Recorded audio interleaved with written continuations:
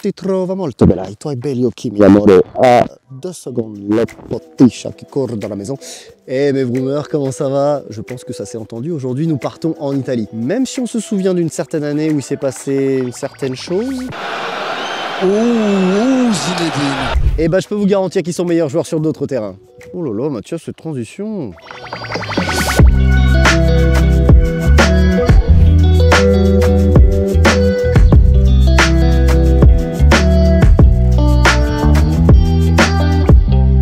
Voilà une voiture qui a été peu produite, de 2016 à 2018 pour être précis, ce qui en fera très certainement un futur collector. Fiat est une marque apparue en 1899. Elle fut créée par Monsieur Fiat. Non, je déconne. Fiat, ça signifie Fabbrica Italiana Automobili Torino, soit fabrique italienne d'automobiles de Turin. Pour info, c'est un groupe de 30 personnes qui a créé cette marque. Ouais, ça fait un peu brainstorming du lundi et boum, Fiat est né quoi.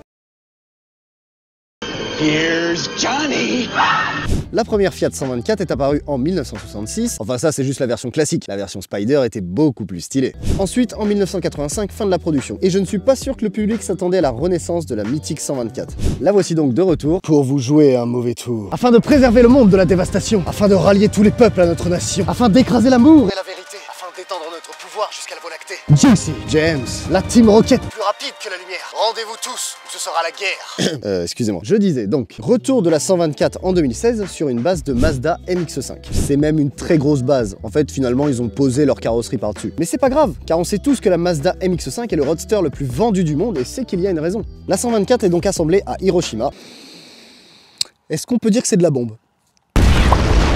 Donc assemblé en partie à Hiroshima dans l'usine de Mazda et envoyé en Italie pour qu'il finisse le taf. C'est aussi peut-être pour ça que le modèle fut peu produit. Imaginez le coût de production, le transport et finalement la complexité logistique pour finaliser une voiture entre deux pays. Ce qui est cool dans ce design, c'est qu'il y a plusieurs rappels à l'ancien modèle. Les phares sont légèrement enfoncés dans la face avant, le double bosselage sur le capot qui donne un effet bien musclé surtout quand on est au volant, et les phares arrière qui sont plats tout en rappelant avec ce petit élément central les feux de la Fiat 500. Détail assez marrant, de ici à ici, t'as 1,20 m. Moi je suis 1,82 m, donc 1,20 m, et ben... bonne taille pour un comptoir, hein.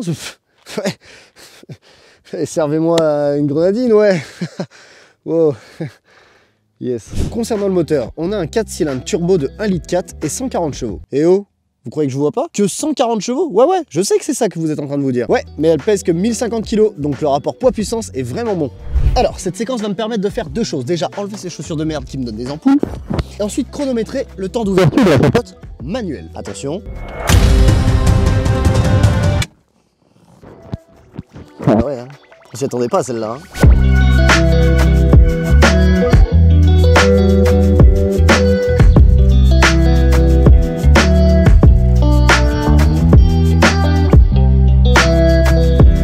Ouais, bon, j'avoue, cet intérieur, il est assez similaire à celui de la Mazda MX-5. Hein. Après, concernant l'intérieur, en enlevant le fait que ça ressemble à une Mazda, il y a quand même pas mal de plastique, mais dans les faits, il y a aussi pas mal de cuir. Et petit détail qui fait plaisir, comme à chaque fois, les surpiqûres sur le levier de vitesse et sur le soufflet de frein à main qui rappellent la couleur des sièges. Et dernier détail assez surprenant, le système son Bose. Alors pourquoi je dis ça? Eh ben tout simplement parce qu'il y a 4 haut-parleurs dans l'appui-tête. Autant te dire que si là t'entends pas le son, c'est que t'as un problème d'oreille. Hein. Ciao bambino, ciao!